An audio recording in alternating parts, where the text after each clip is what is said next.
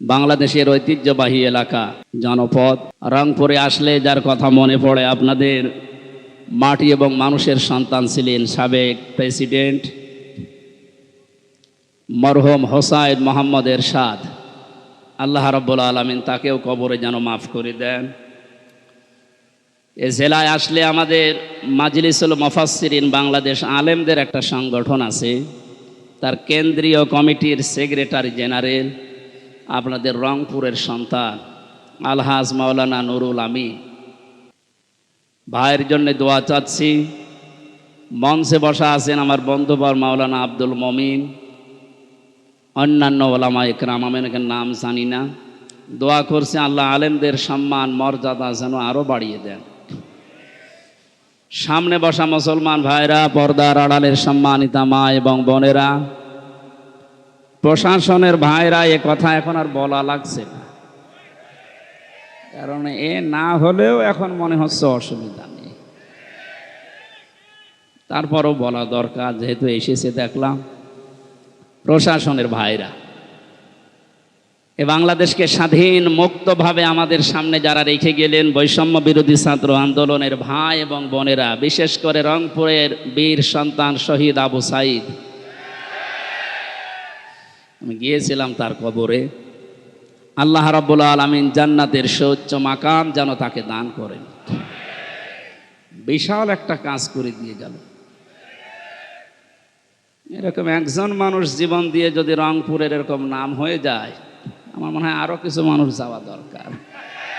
আপনাদের এখন যাওয়া লাগবে না, যার জন্য যাবেন সে তো আপনাদের পুত্রবধূ পালিয়েছে। 850 বছর আগে পালিয়েছিল লক্ষণ সেন, আরে রংপুরের মুখে কালি লেপন করে পালিয়ে গেল আপনাদের এই বৌমা। ইতিহাস হয়ে থাকবে। কোরআনের পাখির কয়েকটা কথা আমার মনে পড়ে। উনি বলেছিলেন জালেমরা এ দেশে ইঁদুরের গর্ত পাবে না, একটাও পাচ্ছে না। ইঁদুরের গর্ত যে পাচ্ছে না তার প্রমাণ হচ্ছে এই যে হাউং আঙ্কেল, কি নাম জানো, আমি কালকে গোয়েন্দা বিভাগের প্রধান যিনি তার সাথে কথা বলেছি, বলছে হুজুর ও আছে আমাদের কাছে আছে, 2-1 দিন পরেই ওরে আমরা ছাড়ব, গর্তে লুকিয়ে আছে, ওরেও ছাড়া হবে। গতকালকে এক শয়তান ধরা পড়েছে, ডিবির মশিউর, এ একেবারে টাটকা নির্ভেজাল একটা শয়তান। আমি দেখিনি, পরবর্তীতে রিমান্ডে দেখেছি একবার। আমার মনে হয় শয়তান তো আমি জীবনে দেখিনি, যদি দেখতাম তো এরকম একেবারে নির্ভেজাল টাটকা একটা শয়তান আসে মাঝে মাঝে, এমন এমন গালি দেয় আলেমদের। জেলখানার ভেতরে সবচেয়ে এই লোকটার নাম বেশি পাওয়া গেছে 3 বছরে। আমার মনে হয় জামাত আর বিএনপির লোক যদি ওরে পায়, ওরে ছিঁড়ে খেয়ে ফেলবে, কারণ ও যা করেছে। এই জানে গর্থে লুকানোর জায়গা এদেশে আর নেই, কোনো গর্থ বাকি নেই। যেখানে যা লুকিয়ে আছে সব বের করে নিয়ে আসা হচ্ছে, কারণ কোনো জায়গা নেই আপনার জন্য। জালেমের জন্য পুরা জমিন আল্লাহ সংকীর্ণ করে দিয়েছে। যারা অনেকেই পাগলামি করছেন যে আমি পাশে আছি চট করে ঢুকে পড়বো, আপনি আসেন, আপনাকে আমরা ঢোকাচ্ছি, ঢোকাবো ঠিকই। যে বানিয়েছিলেন আয়না ঘর, ওখানে ঢোকাবো। সুতরাং সবাইকে নিয়ে আমরা আল্লাহর দরবারে শুকরিয়া জানাচ্ছি যে স্বাধীন একটা মুক্ত জায়গায় আমরা এখন কোরআনের অনুষ্ঠান কোনো বাধা বিপত্তি ছাড়াই, অনুমতি ছাড়াই করতে পারছি। অথচ এই অনুষ্ঠানটা আগস্ট মাসের 5 তারিখে করতে হলে কমপক্ষে 14 জায়গায় অনুমতি নেওয়া লাগতো। অনুমতি যাদের কাছে নেওয়া লাগতো, একে একটা মানুষ অন্য ধর্মের মানুষের কাছে হলেও আমরা মেনে নিতাম। মুসলমানের কোরআন মুসলমানের সামনে বলা হবে, আর ওর কাছে বলা লাগবে যে আপনি একটু লিখে দিন। কি হয়ে গেছে এখন, হাড়ে হাড়ে টের পাচ্ছে না। কোরআনের পাখি 2 নম্বরে জানিয়েছিল শুধু নাড়া দেওয়া হবে, দিল্লি গিয়ে পড়বেন। একেবারে তাই পড়িস। পৃথিবীতে এখন প্রায় 228টা রাষ্ট্র, স্বাধীন পরাধীন মিলে। আমার যা লেখাপড়া আমার এই আয়ত্তে বলছি, এখনো 7টা দেশ বাড়তেছি, 235টা দেশ হবে কয়েকদিন ইনশাল্লাহ। 7 সিস্টার ভেঙে যাচ্ছে না? ওরা পাকিস্তান থেকে আমাদেরকে আলাদা করেছে, এই জন্যে নাকি ওরা আমাদের পরম বন্ধু। তা আমরা আপনাদেরকে আরো 7টা দেশ বের করে দিচ্ছি, আমরা আপনাদের বড় বন্ধু। আপনারা 1 ভাগ করে যদি বন্ধু হন, আমরা কয় ভাগ করছি? আরো বেশি হবে। কারণ উনি বলেছিলেন যে বাবরি মসজিদ যেভাবে টুকরা টুকরা করেছেন, আল্লাহর এই ঘরকে ভারত এত টুকরা করবে আল্লাহ ইনশাল্লাহ। অত টুকরা হলেও অসুবিধা নেই। অনেকে মনে করেন তাহলে রাষ্ট্র হয়ে যাবে এক জেলার মতো। হ্যাঁ, সিঙ্গাপুরে গেলাম, এই মাথা থেকে ওই মাথা মাত্র 43 কিলোমিটার। মাত্র 43 কিলোমিটার যদি একটা দেশ হয়, ভারতের তো 100টা দেশ হওয়া দরকার। হবে ইনশাআল্লাহ। তাহলে ভারতে আমার মনে হয় যেভাবে বাড়তেছে দেশ, 235টাও থাকবে না, 335টা হয়ে যাবে।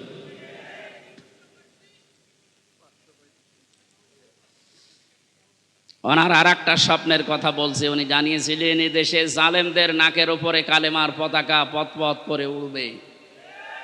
সেই স্বপ্নও বাস্তবায়ন হতে যাচ্ছে ইনশাআল্লাহ। আমরা কোরআনে কারিম থেকে যে আয়াত পড়েছি, তাফসীর আকারে কথা বলার চেষ্টা চালাবো। ওমা তাওফীকি ইল্লা বিল্লাহ। শুনতে এসেছি কোরআনে কারিম কি বলেন তো? নবীজি বলেন, ইকালু লিসাহিবিল কোরআন, কিয়ামতের ময়দানে মহান আল্লাহ কোরআন পড়া মানুষদেরকে বলবেন, পড়। ইকরা, কি বলবেন? ইকরা মানে, হ্যাঁ, এটা ক্লাস চলছে। যারা এখানে আছে কলেজ বিশ্ববিদ্যালয় মাদ্রাসায় পড়া, আমরা জানি অধিকাংশ ক্লাসগুলো হয় সর্বোচ্চ 45 মিনিট। 45 মিনিট ক্লাস হয় এই কারণে, কারণ যারা ক্লাস নেয় বিশ্ববিদ্যালয়ে কলেজে এদের যোগ্যতা নেই, এই জন্য 45 মিনিটে শেষ করে দেয়। ও বলছে ঠিক। আমাদের ভার্সিটিতে একজন ক্লাস নিত, ডক্টর লোকমান স্যার। ওনার যে যোগ্যতা কোরআনের ওপরে, হাদিসের ওপরে, আমার মনে হয় উনি 45 মিনিট না, 45 ঘন্টাও যদি ক্লাস নেয় কেউ মাথা তুলবে না। এত যোগ্যতা আল্লাহ তারে দিয়েছে। কিন্তু 45 মিনিট পরে ঘন্টা বেজে যায়, আর একজন আসে। কেন? বিজ্ঞান এই মাথা নিয়ে গবেষণা করে চালিয়েছে যে এখানে যে সমস্ত সিস্টেমগুলো আল্লাহ দিয়ে রেখেছেন, মানুষের কথা রিসিভ করার জন্য একটা জায়গা আছে, অক্সিপিটাল লব বলা হয়। এই জায়গাতে মানুষের কথাগুলো ধরে ক্যাচ করে রেখে দেয়। সর্বোচ্চ 45 মিনিট কথা বলার পরে মানুষের এই জায়গা, এখান থেকে আগেরটা আবার মুছে যায়, নতুন করে যেটা বলবেন ওইটা যোগ হয়। এই জন্য 45 মিনিটের পরে ক্লাস নেওয়া ঠিক না, কারণ ক্লাস একটা গুরুত্বপূর্ণ জিনিস। বিশ্ববিদ্যালয়ে যারা ক্লাস নেয় 1 ঘন্টা 45 মিনিট, তারা কমপক্ষে 20 ঘন্টা পড়াশোনা করা লাগে। আগে 40-50টা বইয়ের রেফারেন্স আগে দেওয়া লাগে, নয়তো যারা সামনে বসে আছে আমাদের মতো শ্রোতা তো না, সব ওখানে মেধাবী ছাত্রছাত্রী বসে থাকে। এই জন্য বলছি, এটা যেহেতু ক্লাস চলছে, ক্লাসের মতো আপনি অ্যাক্টিভ থাকবেন। এদিক ওদিকে তাকানো, মোবাইল টেপা, ছবি তোলা সব বন্ধ করে দিন। আমি কয়েকদিন আগে মালয়েশিয়া ছিলাম, আজহারি ভাই ওখানে যে ক্লাসগুলো নেয়, তাফসির মাহফিলে, ওয়াজ মাহফিলে, এই ক্লাসগুলো 45 মিনিট 50 মিনিট করে উনি নেয়, সব অ্যাক্টিভভাবে। মোবাইল কারো থাকলে বন্ধ করে রাখবেন, ছবি তোলা, এদিক ওদিকে তাকানো সব বন্ধ। কারণ এখানে যে কথা হবে এর চাইতে গুরুত্বপূর্ণ কথা পৃথিবীতে আর নেই। বলেন, আমি যে শব্দ বললাম, কিয়ামতে আল্লাহ সাহেবে কোরআন যারা, তাদেরকে বলবেন পড়। কে বলবেন বলেন তো? কার সামনে বলেন না কেন? আল্লাহ নিজের সামনে দাঁড় করাবেন, বলবেন পড়। ইকরা। ইকরা কি? পড়া। কোরআন শরীফের ভেতরে ইকরা শব্দের অর্থ আমি পেয়েছি প্রধানত 4টা। কোনো মানুষ যদি কোরআন পড়তে চায়, কমপক্ষে 4টা শর্ত তাকে মানা লাগবে।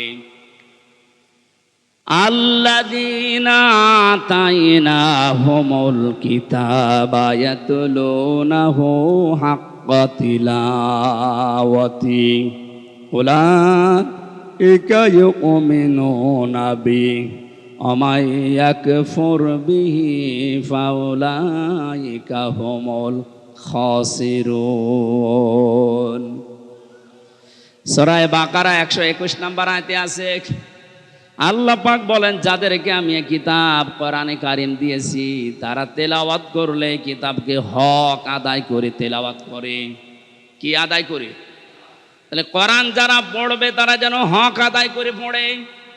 উলাইকা ইউমিনুনা বি, আর এই মানুষগুলো, এই যে আল্লাহ পাক মনে হচ্ছে তার কুদরতির আঙ্গুল এইভাবে ইঙ্গিত দিয়ে ইশারা দিয়ে জানিয়েছে রংপুরের পার্বতীপুরে এই মানুষগুলো যারা এখন শুনছে পড়ছে, আমরা এখন আল্লাহর কুদরতি হাতের নিচে আছি, উনি যেন আমাদেরকে ইঙ্গিত দিচ্ছে যে এই মানুষগুলো উলাইকা ইউমিনুনা বি।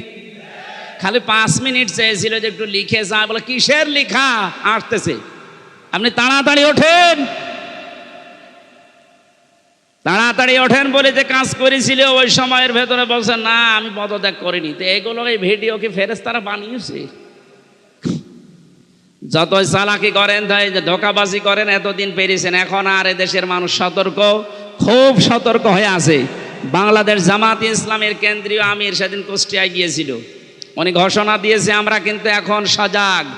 এদেশের 100 জনের 86 জন মানুষ এখন সজাগ, 14 জন শুধু একটু ঘরে আছে। এই ঘর কেটে যাবে ইনশাল্লাহ, যখন পিঠের ওপরে পড়বে তখন ঘর এমনি কেটে যাবে। পড়তেছেও মাঝে মাঝে, এদেরকে দিয়ে জালেমারা একটু মাঝে মাঝে দেখে যে হ্যাঁ ওরা জেগে আছে কিনা।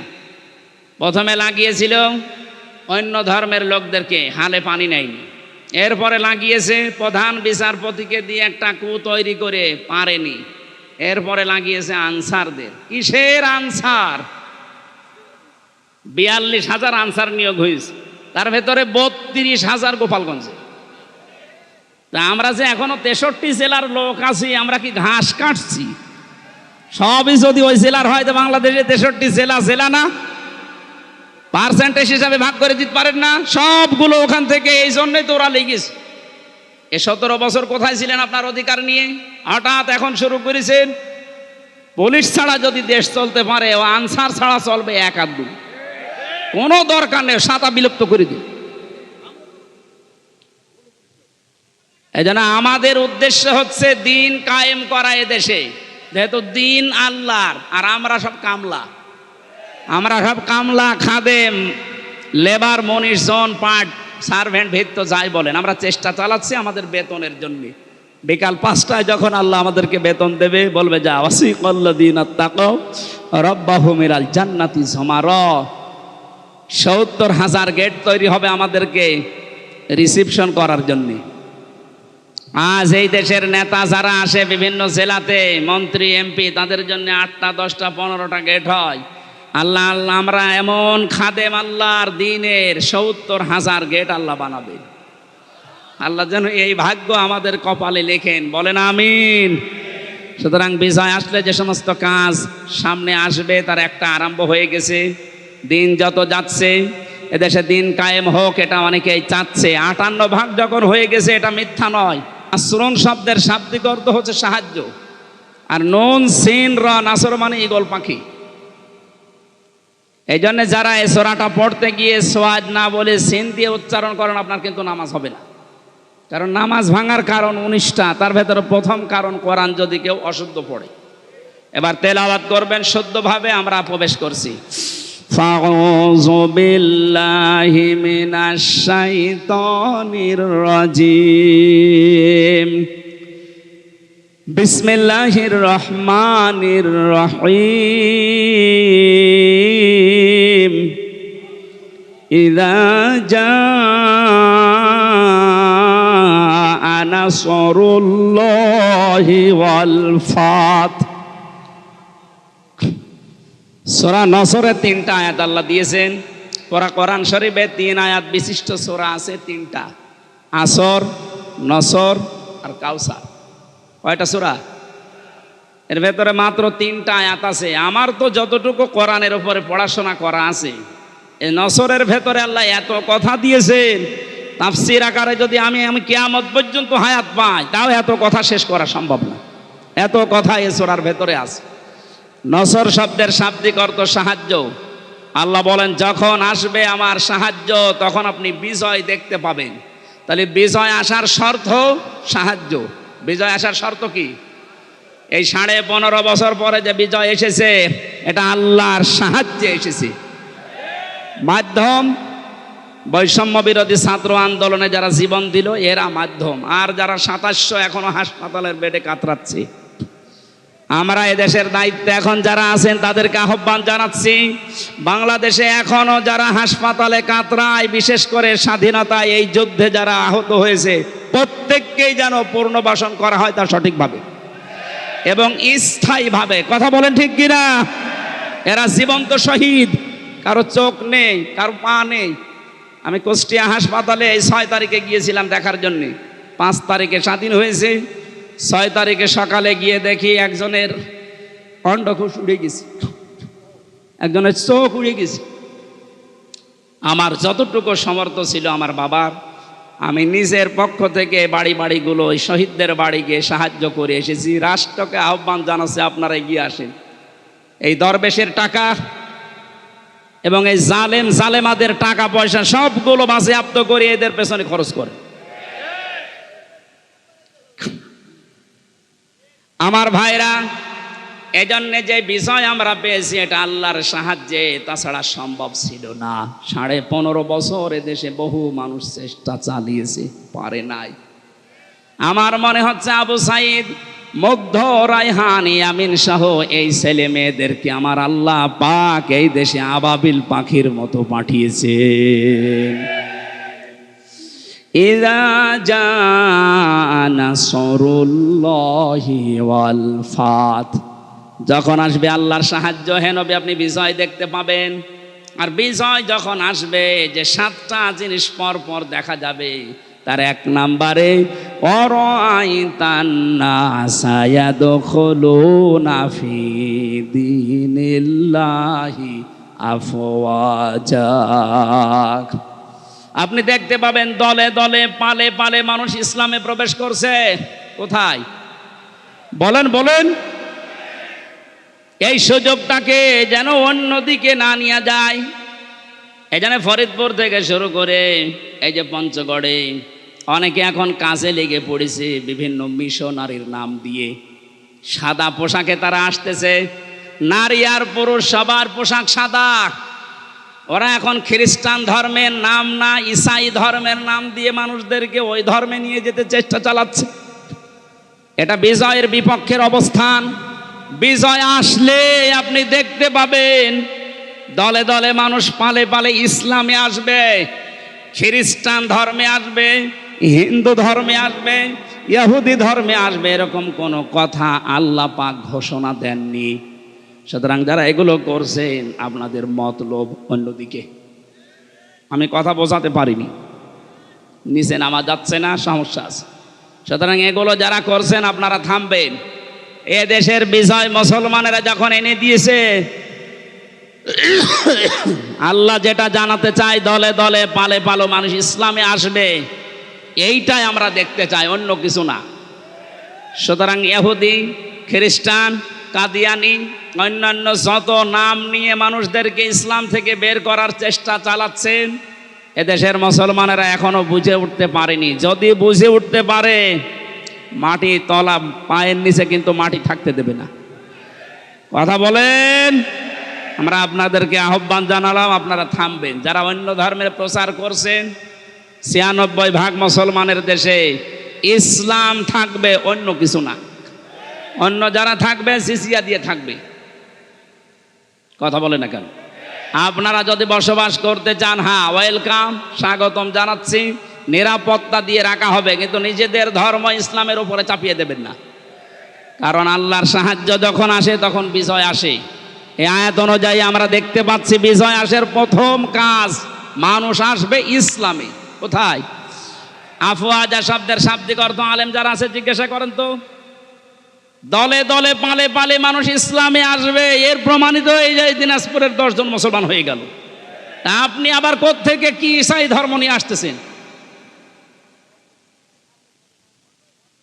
এবার আসেন তো শব্দের দিকে তাকাই। আল্লাহ পাক বলেন, হে নবী আপনি দেখতে পাবেন মানুষগুলো দলে দলে পালে পালে প্রবেশ করছে ফি দীনিল্লাহ, আল্লাহর দিনে। কার দিন বলেন তো? দিন কার? আরো জোরে। আমাদের নাকি দিন?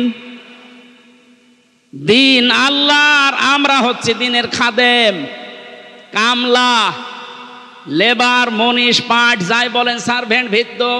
আমরা কেউ এ দেশে দিনের মালিক না, আমরা সবাই দিনের খাদেম। দিনের খাদেমে কথা বলতে লজ্জা হয়, শরম লাগে, নিজেকে ছোট মনে হয়। আরে বিশ্ব নবী ছিলেন দিনের খাদেম। প্রচার করতে গিয়ে যখন কাফেরেরা পাথর দিয়ে আঘাত করত, ঢেকে ফেলতেন মারতে মারতে, হযরতে জিবরাইল এসে যখন পাথরগুলো সরিয়ে ফেলেন, নবীজি আহত অবস্থায়, ক্ষত বিক্ষত অবস্থায়, কথা বলতে পারেন না, এমন কঠিন অবস্থায় বলতেন, ইয়া আখি জিবরাইল, হে ভাই জিবরাইল, আমার কাজটা সকালবেলা থেকে কি? অন্য কোনো কাজ আছে আমার? ফেরেশতা জিবরাইল বলতেন, ইয়া রাসূলুল্লাহ, আল্লাহ পাক আমাকে জানাতে চেয়েছেন, বলতে বলেছেন এই কথা যে সকালবেলা থেকে আপনার কাজ এই দিনের খেদমত করা, কারণ দিন প্রচারের জন্য দিনের খাদেম হিসাবে আল্লাহ আপনাকে পাঠিয়েছেন। দিনের মালিক নবীজিও না, দিনের খাদেম ছিলেন তিনি। আমরাও দিনের খাদেম। বাস্তবতা এবার সামনে নিয়ে আসছি আমরা। আজ 53 বছরে দিনের খেদমত করছে এদেশের অনেক মুসলমানেরা, চেষ্টা চালাচ্ছে।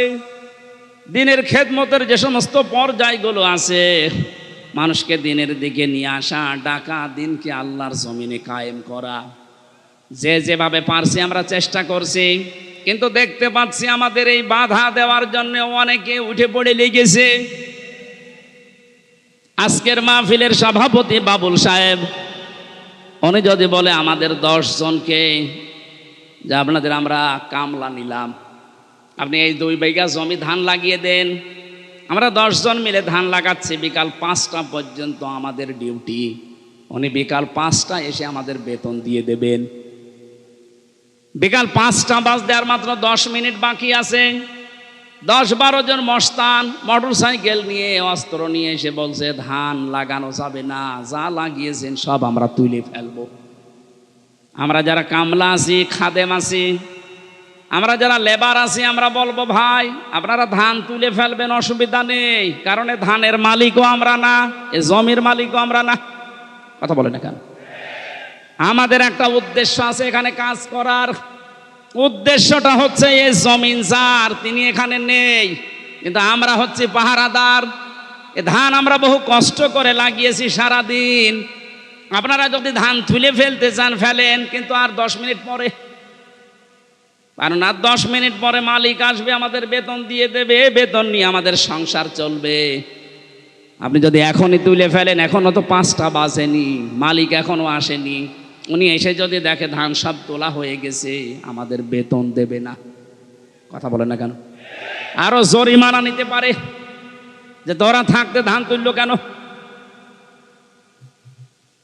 আমারও প্রশ্ন হচ্ছে, মালিক যখন আসবে তার আগে 5টা পর্যন্ত পাহারা দেওয়ার দায়িত্ব এই লেবারদের, এই খাদেমদের। এই কথা বলেন। আমরা যেহেতু জমিনের কামলা, এ জমিনের মালিক না, এই জমিনে আল্লাহর দিন কায়েম করতে হবে। বিকাল 5টা মানে জীবনের শেষ দিন, জীবনের শেষ দিন পর্যন্ত যে থাকা লাগবে মাঠে ময়দানে, এ ঘোষণা আমি বানালাম। সূরা হিজর 14 নম্বর পারার 99 নম্বর আয়াত। এটা আল্লাহ পাক বলেন, ওয়াবুদ রাব্বাকা হাত্তা ইয়াতিয়াকাল ইয়াকিন।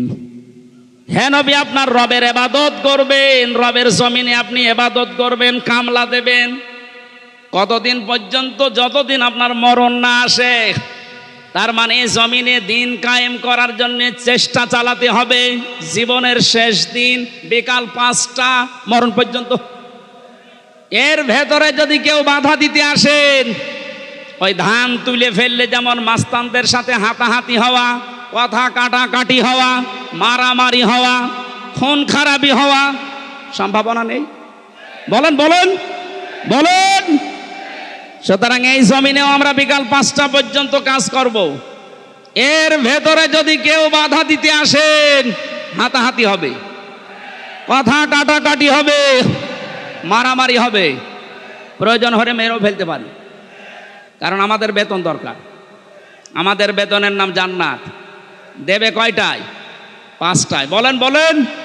যেহেতু এখনো বিকাল 5টা বাজে নাই, মানে জীবনের শেষ দিন আসে নাই, আমার জীবনের মেন কাজ এখন এইটা, কি করে জমিন আল্লাহর দিন কায়েম হয়। এর ভেতরে বহু বাধা দিয়েছিলেন বিভিন্ন কায়দায়, যেগুলো বাধা দিয়েছে সেগুলোকে আল্লাহ নিজে অপমান করছে। এই যে কালামানিক বিসি উড়ে গেছে, বিসি উড়ে যায়নি, ওর অবস্থা এখন ভালো না। দয়া পরবশ হয়ে অনেক বিচারপতি এখন বলছে ওরে ছেড়ে দিলে ভালো হয়। কিসের ছেড়ে দেওয়া? ও মরে যাক, ওর কোনো ছাড় নেই। শুধু না, যত জালেম ধরা পড়েছে ওরা যেন কিয়ামতের আগে আর ছাড়া না পায়। কারণ এগুলো ক্যান্সার, এ বের হলে আবার ইসলামের বিরুদ্ধে ষড়যন্ত্র করবে, ধান তুলে ফেলবে। এক কথা বলে না কেন? আমি জেলে বসে আছি আর আমার নামে তালিকা করেছে 116 জনের ভেতরে আমার নাম আছে। আরে বেটা, আমি তো বসে আছি 3 বছর।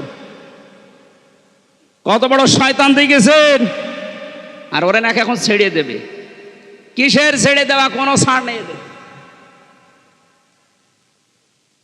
যেহেতু আমরা বিকাল 5টা পর্যন্ত কাজ করছি, অনেক মস্তান হস্তান আসবে এ ধান তুলে ফেলতে। এ ধান লাগিয়ে বিকালে যখন মালিক আসবে বেতন দেবে, এরপরে বাড়ি। এর আগে জমিন ছাড়া যাবে। কারা কারা টিকে থাকবেন বিকাল 5টা পর্যন্ত দেখি? লিল্লাহে তাকবীর। দিন ইসলাম, দিন ইসলাম, আল কোরআনের আলো, দুনিয়ার মুসলিম, এক হও, লড়াই করো, নারায়ে তাকবীর। আমির হামজা ভাই এগিয়ে চলো। আলহামদুলিল্লাহ ভাই।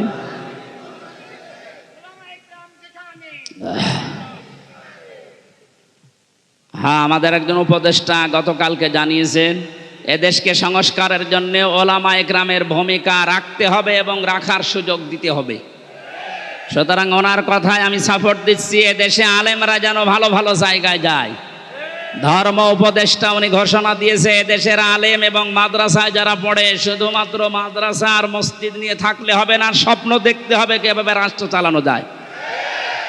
কোনো মহিলার দরকার নেই।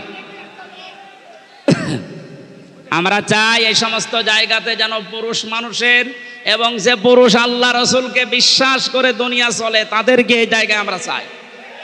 কথা বলুন। তাই বলে ফরিদউদ্দিন মাসুদের মতো মানুষ না, রুহুল আমিনের মতো মানুষ না। এগুলো আলেম নামে ক্যান্সার। ইসলামের সবচাইতে বড় ক্ষতি করেছে 15.5 বছরে এই জালেমগুলো। বাতিলের 5 আটা গোলামি করে কওমি জননী নাম দিয়ে কওমি মাদ্রাসার ইজ্জত মেরিস। এ 3 বছরে যত কওমি আলেম আমার সাথে ছিল, অধিকাংশগুলো ওর নাম ধরে বরদোয়া করতো জেলখানায়। যেই দিন কওমি জননী নাম দিয়েছে এই জালেমাকে, সেই দিনই বরদোয়া হয়েছে। মাওলানা মামুনুল হক, শাকাওয়াত হোসেন রাজি ভাই যারা ছিল, বলছে একটা কাজ করলো, আমাদের তো সব উল্টাপাল্টা করে ফেললো। কত বড় মানুষ জালেম হলে একজন আলেম নৌকা মার্কা নিয়ে দাঁড়ায়, বলেন তো? হ্যাঁ, আর সে আবার জোর করে নামাজ পড়াতে আসে। ওর পেছনে নামাজ হয়? যে লোকটা নৌকা মার্কা নিয়ে ভোটে দাঁড়াতে পারে, ওর পেছনে নামাজ হয় কি করে? আমার মনে হয় নৌকা মার্কা না নিয়েও যদি কুকুর মার্কা নিত, তাও অন্তত একটা পদে থাকতো। কি মার্কা নিয়েছে বলেন তো? একটা মার্কা হইল। ইয়াজিদ এই নামটা যেমন গালি হয়ে গেছে, আমার মনে হয় এদেশে অনেকের নাম এখন সামনে কালের আবর্তনে গালি হয়ে যাবে। আপনি যদি হিন্দুকেও বলেন ভাই 5,000 টাকা দেবো, ছেলের নাম ইয়াজিদ রাখেন, বলো ওই এটা নাম হইল তো গালি। কাউকে যদি বলে ওই ইয়াজিদের বাচ্চা, ওই এমনি রেখে যাবে। দেখেন যে সময় আসতেছে, কিছুদিন পরে যাই বলবেন আপনি অমকের বাচ্চা, ওই এমনি রেগে যাবে। বলবে না, আপনি দরকারে আমার কুকুরের বাচ্চা বলে, তারপরও আমি ওই নামের বাচ্চা হতে রাজি না। মানুষ হয়তো না বুঝেও বলতে পারে, কেউ কেউ যদি শোনে বলেন যে কুকুরের বাচ্চা, ওর মাথা গরম হয়ে যাবে। ওরে যদি বলেন বাঘের বাচ্চা, বাঘও তো জানোয়ার, কুকুরও জানোয়ার, ওকে টের পাচ্ছে। সুতরাং কালের আবর্তনে আমরা দেখতে পাচ্ছি আপনাদের নামও থাকবে না। 15.5 বছরে যেমন পরিচয় দিতে আমাদের ভয় পেতাম, এই যে অবস্থা 1 মাস 15 দিনে হয়েছে, এখন এদেশে আমার সারা দেশ ঘোরা শেষ, একটা জেলাও আমার বাকি নেই। যা দেখতেছি এদেশের 1 ইঞ্চি জায়গায় দাঁড়িয়ে কেউ কথা বলার সাহস এখন নেই যে আমি এই করি। বলতে পারবে, পিটিয়ে মেরে ফেলবে। আমার বংশের 100 জনের 98 জন ছিল ওই আগস্টের 5 তারিখের পরে বিকালবেলা আমারে বলছে, বাবাজি আমরা সব জামাতে ইসলামী হয়ে গেছি। হ্যাঁ, জামাতে ইসলাম এতদিন কি করলেন? আমি 3টা বছর জেলে পড়ে আছি, কোনোদিন খোঁজও নেননি। আরো আমার বাবার কাছে সে টিটকারি দিত, তো ভালোই হয়েছে। এখন ঠেলা টের পান আপনি যে হঠাৎ করেই ঘুরে গেলেন। ছোটখাটো এবং মাঝারি ধরনের জালেম যারা, সব ফিরে আসতেছে, কারণ এরা জানে যে এদেশে কিয়ামতের আগে অন্তত আর দাঁড় করানো আমাদের সম্ভব না, বুঝে ফেলেছে। এই জন্যই বলছি মোড়ে মোড়ে ছবি টাঙিয়ে দেন, ফেসবুকে দিয়ে দেন, যে এগুলো যেন দেশে আসতে না পারে, এলাকায় ঢুকতে না পারে। নূহ আলাইহিস সালামের ওই দোয়াই করছিল, তাদার আলাল আরদি মিনাল কাফিরিনা দাজ্জার, এদের আন্ডা বাচ্চা পর্যন্ত যেন জমিনে থাকতে না পারে, কারণ ওর পেট থেকে যেটা আসবে ওটা ডবল হারামি হবে। সম্মানিত মুসল্লিকরাম, আমরা আল্লাহর জমিনে আল্লাহর দ্বীনের খাদেম, আমরা কেউ মালিক না। আমরা চেষ্টা করে যাচ্ছি, যদি কায়েম হতে পারে ভালো, না হলেও আমাদের অসুবিধা নেই, আমাদের বেতন আছে। কথা বলেন না কেন? এখন যিনি বাবলু সাহেব, উনি যদি বলেন এই মাস্তানরা যা করবা করো, আমি কিছু বলবো না, যদি সামনাসামনি কিছু না বলে বুঝতে হবে ওনার গোপনে কোনো দুর্বিসন্ধি আছে।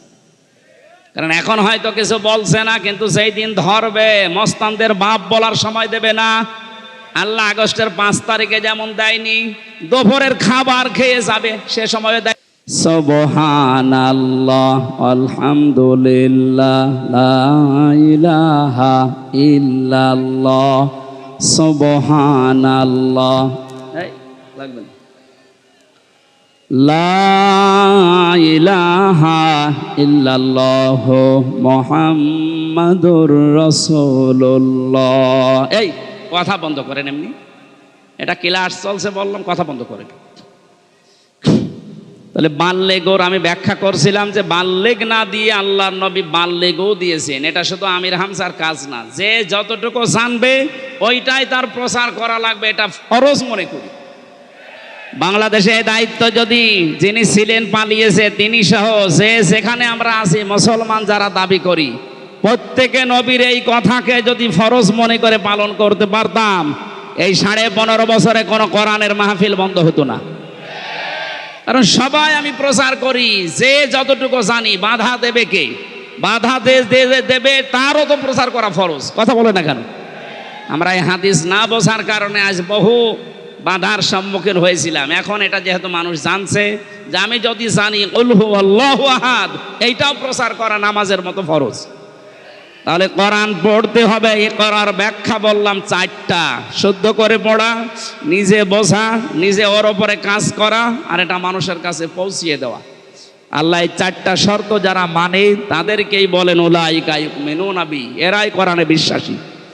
আর এই 4টা যারা মানে না, শুদ্ধ করে হয়তো পড়ায় কিন্তু বোঝে না, বুঝলেও হয়তো ওটা জীবনে মানে না, মানলেও এটা যে প্রচার করা লাগবে এই কাজে সে নেই, এটাকে সে ফিতনা মনে করে না। প্রচার করতে গেলে না জানি আবার কে কি মনে করে, মন খারাপ করে কিনা, না বুঝে আবার উল্টাপাল্টা ধারণা আসে কিনা, সমস্যা হয় কিনা, এই জন্যই তো অনেকে চুপ থাকে।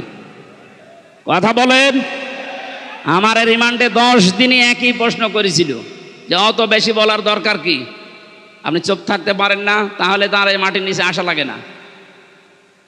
তাহলে ওরাও জানতো যেটা প্রচার করা, ও যা বলে বানিয়ে তো বলে না, সঠিক কথাই বলে, কিন্তু ওর মুখ বন্ধ করা লাগবে। যেন এমন এমন কড়া কড়া কাজ করেছিল আমার সাথে, আমার 11 ঘন্টা টাঙিয়েছি, কালো কাপড় দিয়ে চোখ বেঁধে, সামনে না পেছনে হাত বেঁধে, ডান্ডা বেড়ি লাগিয়ে মাজায় দড়ি দিয়ে টাঙিয়েছি। 1-2 ঘন্টা 5 ঘন্টা 11 ঘন্টা আমার নামাজ পড়তেও দেয়নি। 4 ওয়াক্ত নামাজ আমি আন্দাজে পড়েছি, কারণ সব বাধা। 1.5 মিনিট 2 মিনিট সময় দিতে খালি প্রসাব করে আসি, মাটির নিচে তো কিছু বোঝা যায় না। এরপরে শেষে যখন আর রাজি হয়নি, বলছে এই আকিজ গ্রুপে আমি চাকরি করতাম, আকিজের বিরুদ্ধে বলা লাগবে। সর্বশেষ বলেছিল জামাতে ইসলামী বাংলাদেশ এবং ছাত্র শিবিরের বিরুদ্ধে যে কথাগুলো লিখে দিলাম, ওরা জঙ্গি সংগঠন, এগুলো বলা লাগবে। যদি না বলেন আপনার বউ তুলে নিয়ে আনবে। বলেন কোথায় ওদের চরিত্র পৌঁছিয়েছিল। যেগুলো অফিসার ছিল আমার মনে হয় সবগুলো বাইরের দেশ থেকে ট্রেনিং দেওয়া। এদের চরিত্র এত খারাপ, আল্লাহর ভুল ধরতো মাঝে মাঝে।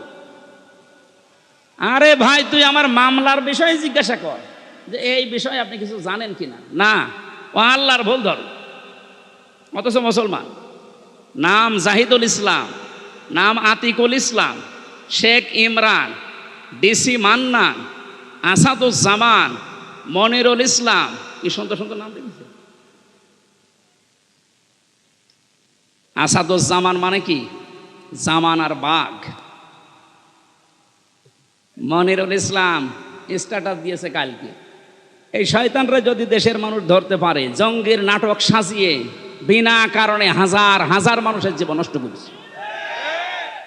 জঙ্গি কিসের জঙ্গি? হ্যাঁ, ওরা নিজেরাই জঙ্গি।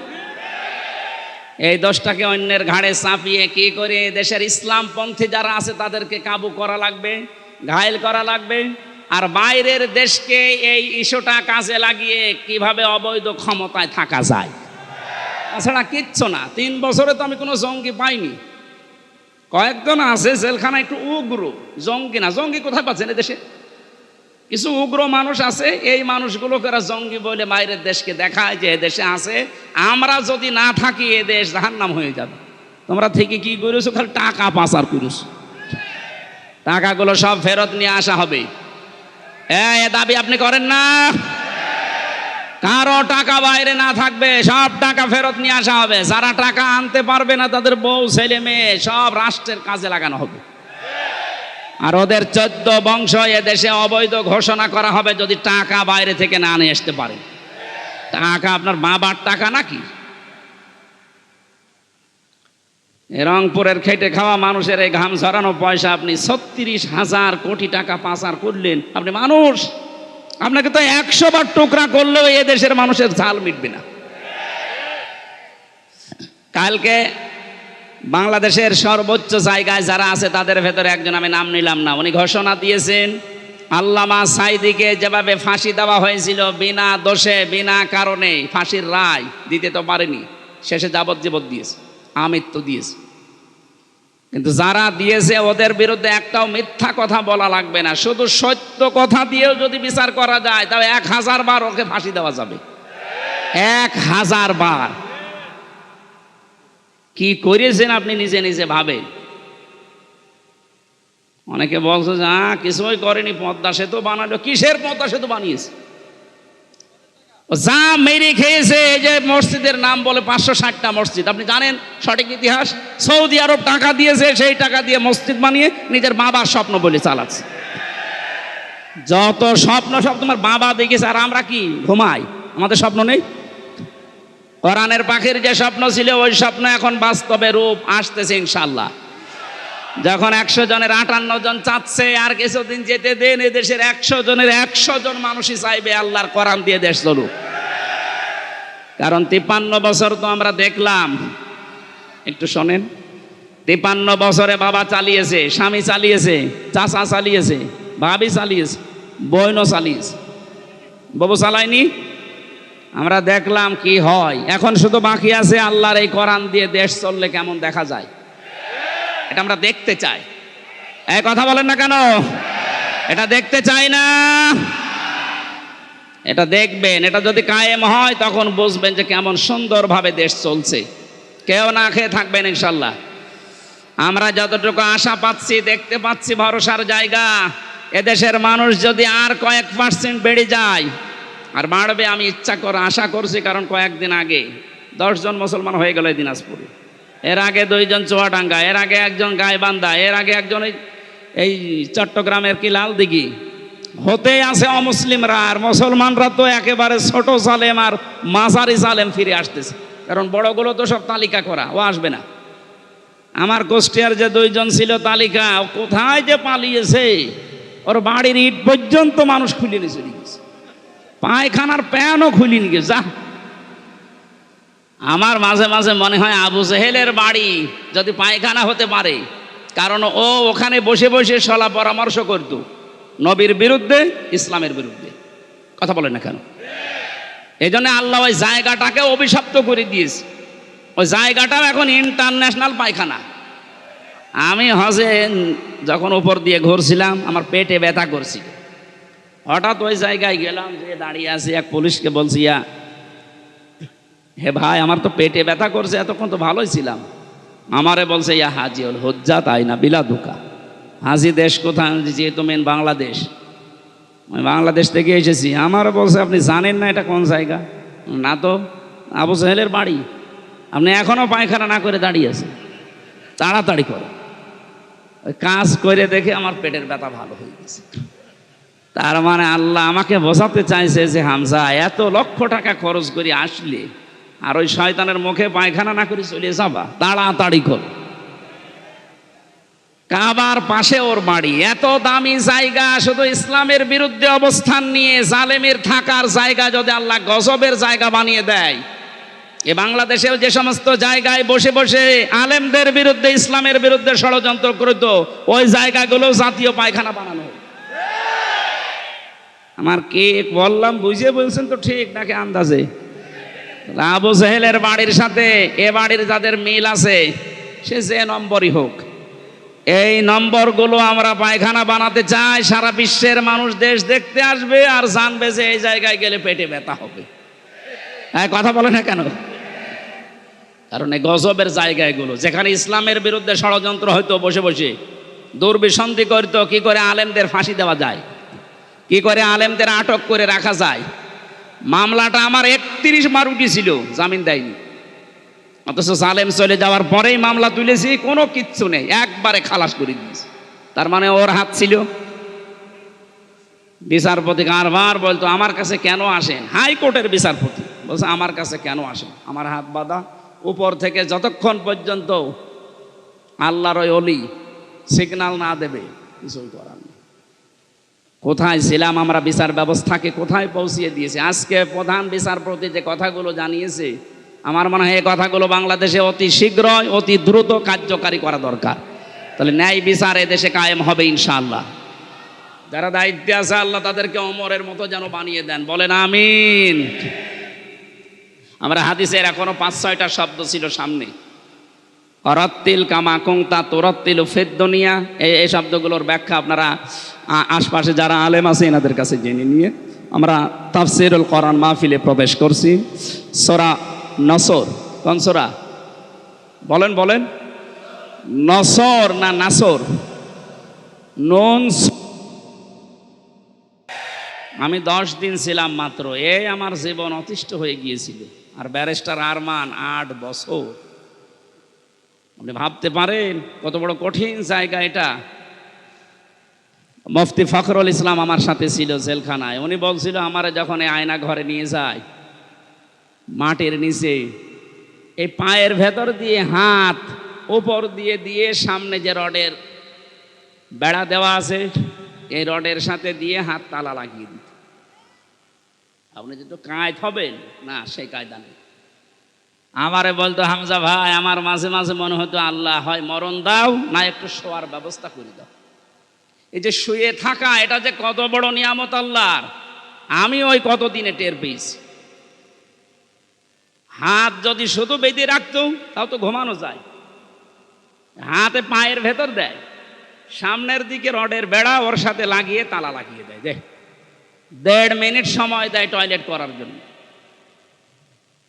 আর খাবার যা দেয় মনে হয় কেউ মাখিয়ে রেখেছে, ওইটাই এনে দেয়। খালে খান, না খেলে মরে যান। মানে মরে গেলে তো আর অসুবিধা নেই, কেউ তো জানে না যে ও আছে কিনা, এমনি মানুষ মরে যায়।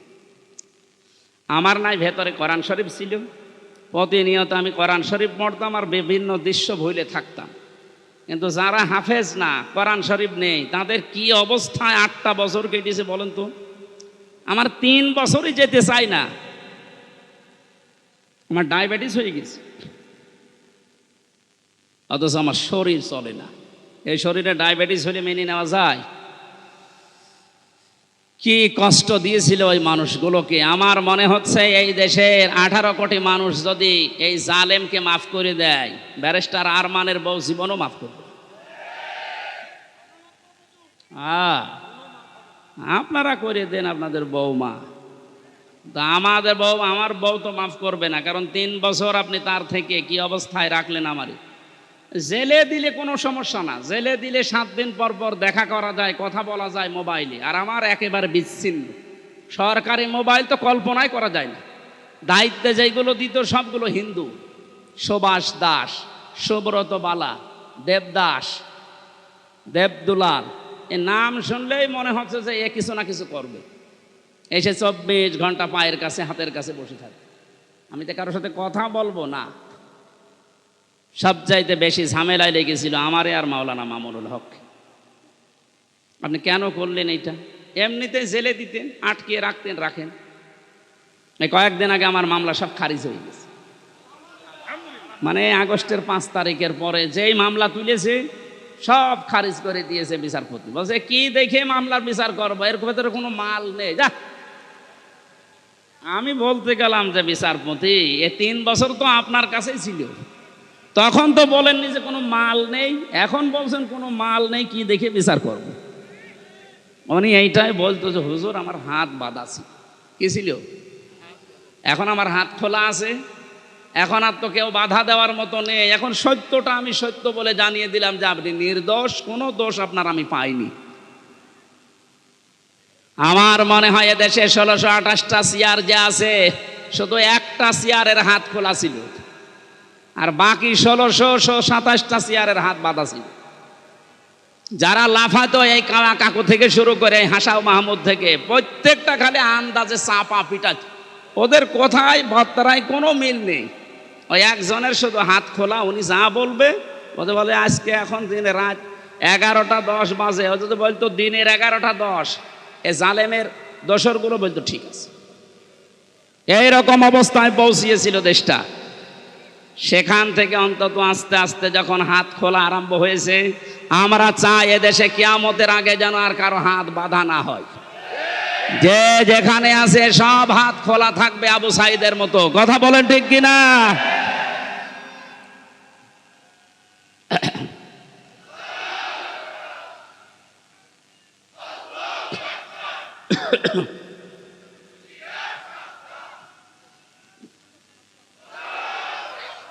দরুদ পড়ছি, সালাম পাঠাচ্ছি আমাদের নবী মুহাম্মদুর রাসূলুল্লাহ সাল্লাল্লাহু আলাইহি ওয়াসাল্লামের প্রতি। তার প্রথম শব্দই ছিল কিয়ামতের দিন আল্লাহ মানুষকে বলবেন পড়। পড়ার শর্ত বলছিলাম কয়টা? 1 নম্বরে পড়তে হবে শুদ্ধ করে, 2 নম্বরে বুঝতে হবে এই পড়া বিষয়টা। আমি ছোটবেলায় যখন 9-10-এ পড়তাম, ওই সময় একটা ছেলে পড়াতাম কুষ্টিয়াতে। একটা ছেলে আমার কাছে পড়ে, আমাদের ছোট নদী চলে বাঁকে বাঁকে। আমি বললাম এটা মুখস্থ করে আমারে শোনাবা কালকে। আমার বলছে হুজুর এই যে আমাদের ময়াকার দয়কার র একটা শব্দ লিখতে 4টা অক্ষর কেন লাগে এইটা আপনি বলেন, তারপরে আমি ছোট নদী পড়বো। আমি জানি না একটা শব্দ লিখতে, বাক্য লিখতে যে 4টা অক্ষর লাগে, আমি তো জানি না। চিন্তা করলাম আল্লাহ, এর বয়স কয় বছর, এখনো দুধ ছাড়েনি, আর এ একটা শব্দ পড়বে, সামনের শব্দে যাবে না যতক্ষণ আগেরটা না বুঝবে। অথচ 96% মুসলমান এই দেশে আল্লাহর কালাম পড়ে যাচ্ছে আন্দাজে, কিচ্ছু জানে না। আহ্বান জানাচ্ছি এই ছেলেটার মতো মন তৈরি করেন, যেইটাই পড়বেন আগে বুঝবেন যে আল্লাহ এবং তার রাসূল কি জানাতে চায়, এরপরে সব দেওয়ার কথা বুঝতেছেন। 3 নম্বরে শুধু পড়লে বুঝলেই হবে না, যতটুকু জ্ঞান আপনি পেয়েছেন এই জ্ঞানটা মানুষের কাছে নিজের জীবনের ভেতরে বাস্তবায়নের চেষ্টা চালাতে হবে। 4 নাম্বার শর্ত হচ্ছে শুধু নিজে মানলে হবে না, এটা মানুষের কাছে পৌঁছিয়ে দেওয়ার নিয়ত করা লাগবে। এই হাদিসের ব্যাখ্যায় আর একটা হাদিস পেয়েছি, এদিকে তাকান। আন আবি হুরায়রা রাদিয়াল্লাহু তাআলা আনহু قال قال النبي صلى الله عليه وسلم, নবীজি বলেন বাল্লিগু আন্নি ওয়ালাউ আয়া, তোমরা যদি একটা বাক্য জেনে থাকো ওটা মানুষের কাছে পৌঁছিয়ে দাও। বাল্লিগ দেননি নবীজি, বাল্লিগু বহু বচন। আলেম যারা আছেন তাদেরকে বলছি, কোরআনে কারিমে আল্লাহ বাল্লিগু দেয়নি, দিয়েছেন বাল্লিগ। ইয়া আইয়ুহার রাসূল বাল্লিগ মা উনজিলা ইলাইকা মির রাব্বিক, হে রাসূল আপনি তাবলীগ করেন, প্রচার করেন, ছড়িয়ে দেন, ছিটিয়ে দেন, জানিয়ে দেন, মানুষের ভেতরে প্রচার করেন যেটা আপনার রব আপনাকে দিয়েছে, তার নাম কোরআন শরীফ। তার নাম কি? আরো জোরে বলেন। কিন্তু এই কোরআন প্রচার করতে গিয়ে আপনার মনের ভেতরে যেন 2টা জিনিস কখনো না আসে। কিতাবুন উনজিলা ইলাইকা ফালা ইয়াকুন ফি সাদরিকা হারাজুম মিনহু লিতুনযিরা বিহি ওয়া যিকরা লিল মুমিনিন। বলেন আল্লাহু আকবার। আল্লাহ পাক বলেন এই যে কিতাবে কোরআন আপনাকে দিলাম, এটা যখন মানুষের মাঝে প্রচার করবেন তখন আপনি যেন কোনো ভয় পাবেন না, কোনো দ্বিধা দ্বন্দ্ব সংশয় সন্দেহ এগুলো আপনার মনের ভেতরে কাজ না করে। হারাজনের ব্যাখ্যায় মুফাসসিরিন ইকরাম লিখেছেন 2টা বিষয়। 1 নম্বরে কোরআন প্রচার করতে গিয়ে কখনো এই ভয় পাবেন না যে মানুষ হয়তো না বুঝে অনেকেই মন খারাপ করতে পারে। এরকম মানুষ দেশে নেই? আছে। আল্লাহ যেটা জানাতে চাই আমিও ওইটা বলতে চাই। তো অনেক মানুষ আছে কোরআনের এই বক্তব্য না বোঝার কারণে আন্দাজে মন খারাপ করে থাকে, ও মনে করে আমারে বলতেছে। 2 নম্বরে কোরআনে কারিমে আল্লাহ যেগুলো দিয়েছেন ইবাদত হিসাবে, আবাহমান কাল থেকে অনেকে এমন এমন ইবাদত আবিষ্কার করে করে যাচ্ছে যেগুলো আসলে কোরআনে নেই, ইসলামে নেই। হে নবী আপনি যখন কোরআনের তাফসীর করবেন তখন ওইগুলো তো টিকবে না, ওই মানুষগুলো তখন আপনার প্রতি মন খারাপ করবে, খারাপ ধারণা করবে। আজকে বাংলাদেশে যেমন মাজারওয়ালারা করছে, মাজারের কোনো অস্তিত্ব কোরআন হাদিসে আছে? হ্যাঁ আছে। আপনি মাজারকে সংরক্ষণ করে রাখেন, কোনো ইহানত যেন না হয়, অপমান না হয়, গরু ছাগল যেন নষ্ট না করে।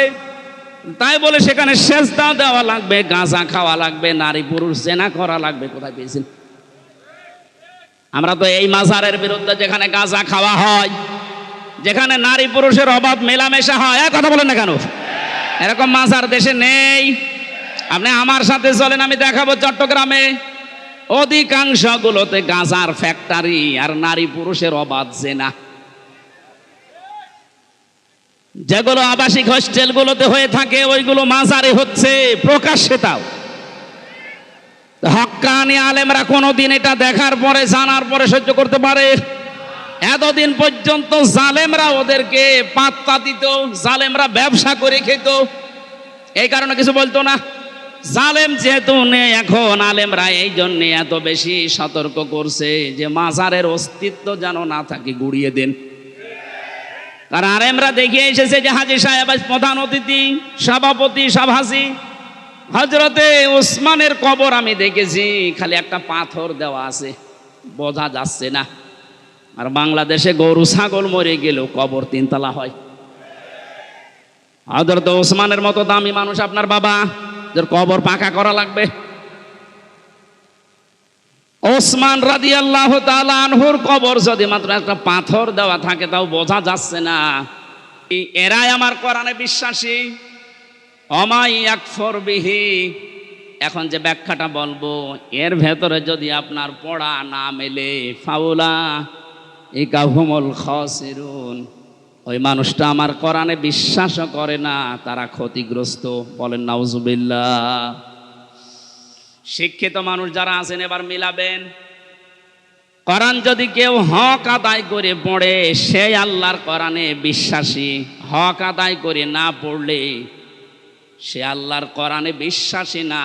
কোরআন যারা বিশ্বাস করে না তারা কাফের। এই কথা বলছে না কেন? চারটা শর্তের প্রথম হচ্ছে আপনাকে তেলাওয়াত করা লাগবে শুদ্ধ করে।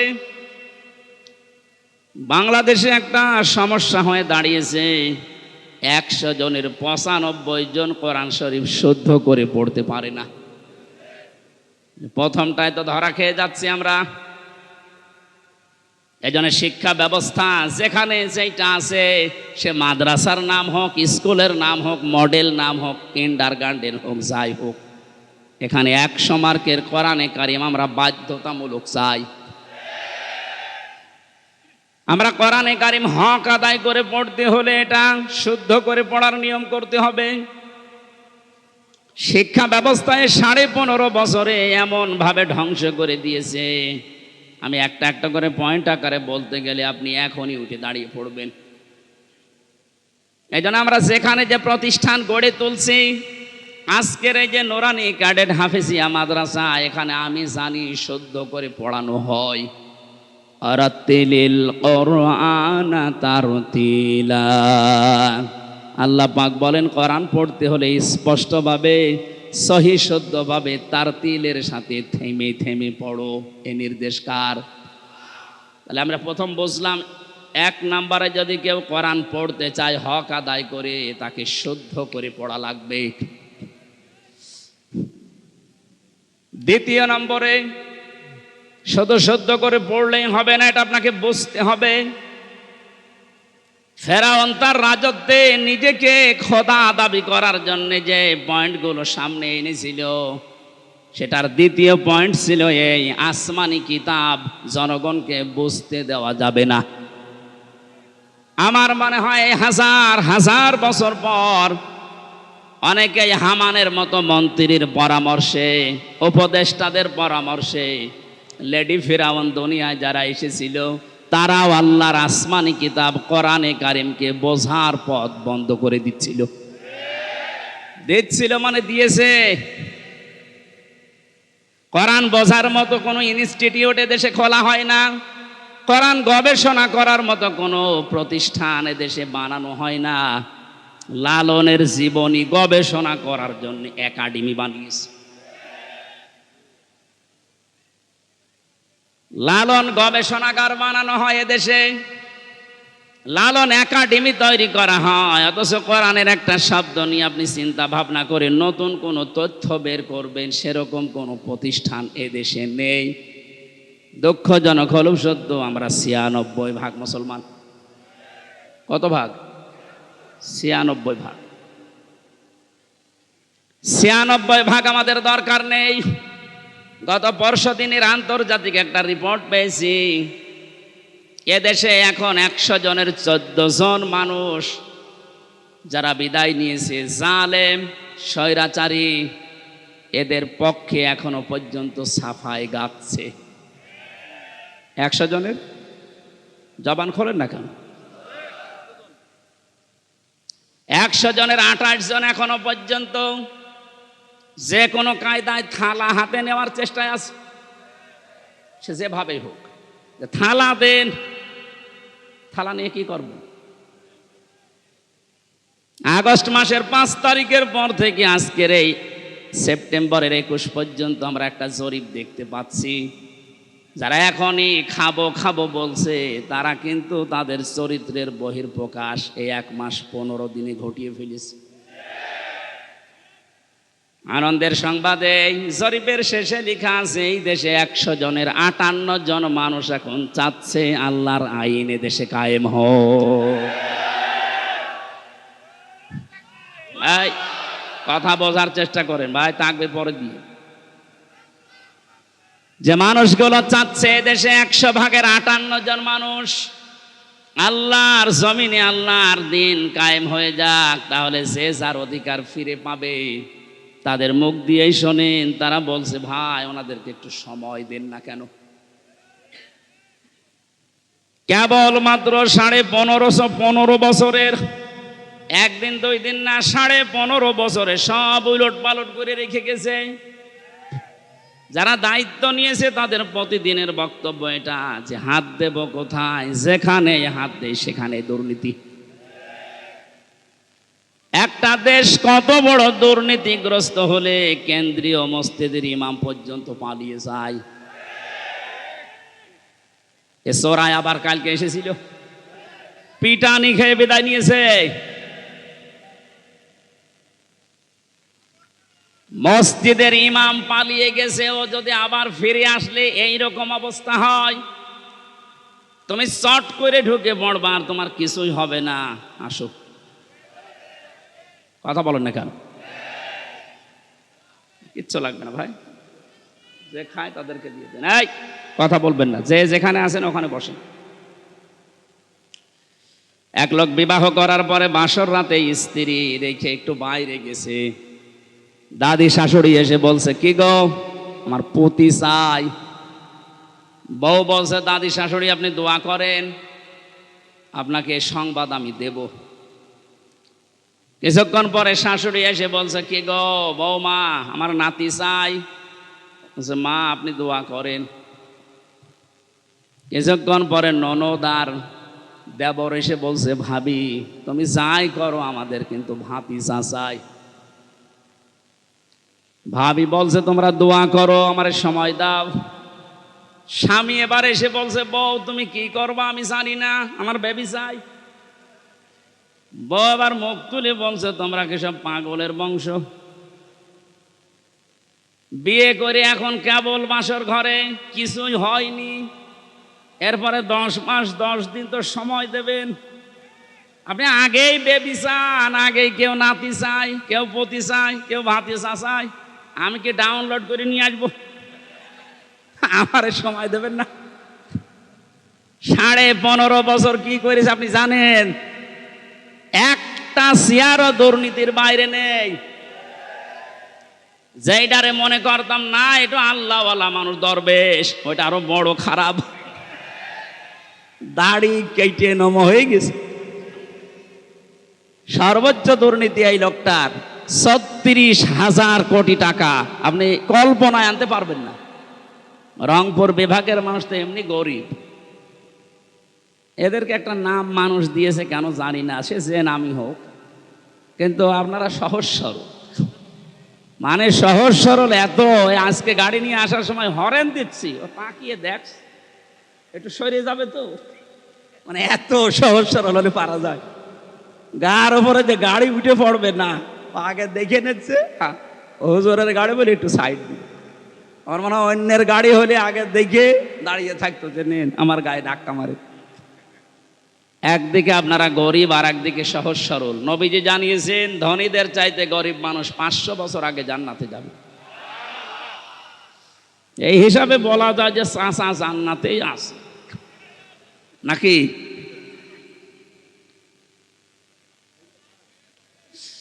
আমার ভাইরা যারা দায়িত্ব পেয়েছে সংস্কারের জন্য, যখন ছাত্ররা আপনাদের হাতে দিয়েছে খুব তাড়াতাড়ি করেন, এদেশের কোনো চেয়ার যেন বাকি না থাকে, সবগুলো সংস্কার করেন। কারণ এই জালেমদের দোসর এইগুলো। 1628টা চেয়ার ছিল এই বাংলাদেশে, মেন চেয়ার, এই চেয়ার না, ওইগুলো, ওই চেয়ারগুলো দিয়ে এ দেশ পরিচালিত হইতো, আর ডিরেকশন আর তো দাদার কাছ থেকে। সুতরাং আমরা চাই এদেশের এই 1628টা চেয়ারের একটা চেয়ারেও যেন কোনো জালেম না থাকে, জালেমের দোসররা না থাকে, সবগুলো সংস্কার করে নতুন মানুষ এনে বসান। হ্যাঁ কথা বলেন না কেন? এটা করার জন্য আপনাকে সময় কিছুদিন দেওয়া লাগবে না, 10 মাস 10 দিন, নাই তো কি ফ্ল্যাক্সিলোড করে নিয়ে আসবে। এখনই খালি বারবার যে দেন থালা, থালা দেন, থালা নিয়ে করবেন কি?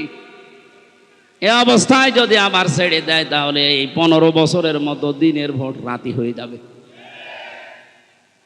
এজন্য সংস্কার যখন চলছে আমরা আহ্বান জানাই যারা দায়িত্বে আছেন আপনারা একটা সম্মানজনক সময় নিয়ে তাড়াতাড়ি সংস্কার করেন। একটা জালেমের দোসরকেও আমরা আর দেখতে চাই না। আল্লামা মামুনুল হক কয়েকদিন আগে ঘোষণা দিয়েছেন এই দেশে যেই মানুষগুলো জুলুম করেছে 1628টা, এর বাকি যারা জেলায়, উপজেলায়, থানায়, ইউনিয়নে যারা জালেম বলে চিহ্নিত, এদের ছবি মোড়ে মোড়ে টাঙিয়ে দেন যেন জালেমরা কিয়ামতের আগে দেশে আসতে না পারে।